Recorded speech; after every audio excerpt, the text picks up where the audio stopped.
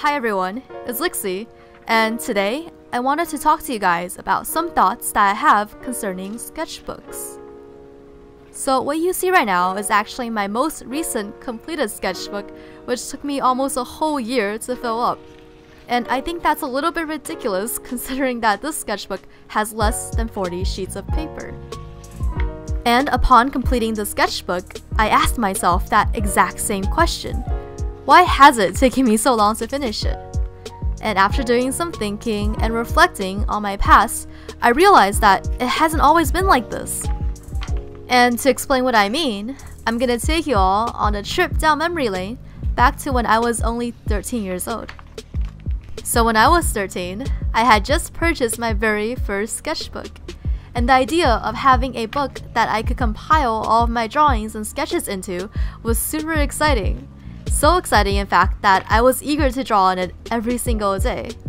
And I distinctively remember carrying it everywhere I went, almost as if it was a badge of honor as an artist. And because I really didn't care about the consistency or quality of these drawings, it was rather easy to fill up and complete a sketchbook.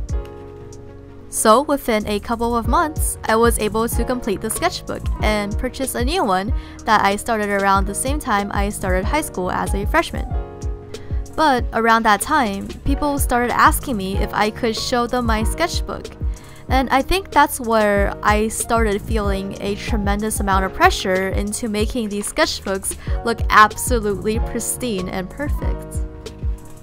Even though this idea didn't really manifest itself until my later years of high school, I noticed that I was starting to develop habits that were definitely symptoms of this kind of mindset.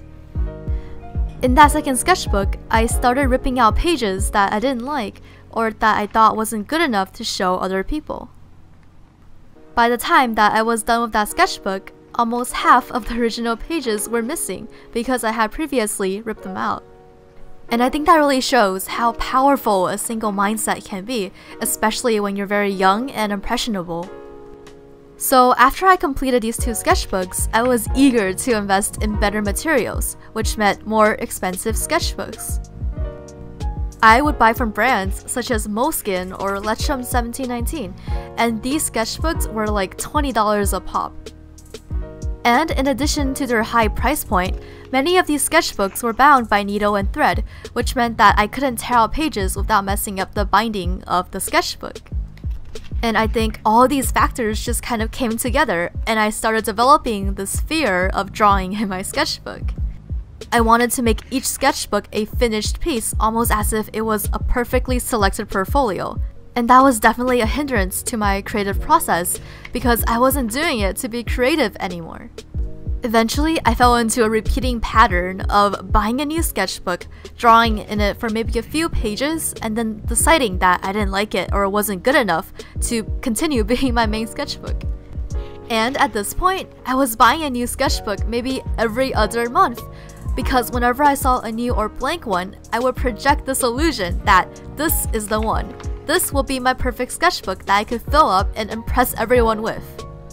Now, I'd be lying if I were to say that this doesn't affect me anymore, because it still does, to a certain extent. But what I really want anyone watching this to know is that your sketchbook is for you. You can use it however you would like, and it's completely up to you if you want to share it or not. I think that we as artists always try to strive for the best, which is great. But do remember that in the end, it's just a book of sketches.